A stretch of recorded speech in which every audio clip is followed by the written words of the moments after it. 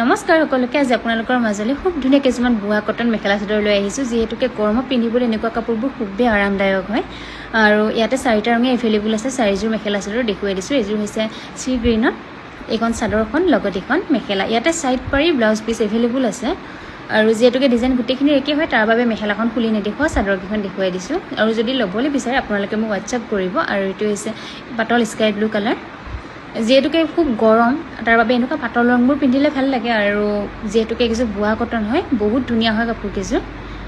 আৰু 3 নম্বৰ এযোৰ হৈছে মসুৰ কালাৰত আছে এখন হৈছে চাদৰখন আৰু লগত এখন মেখেলা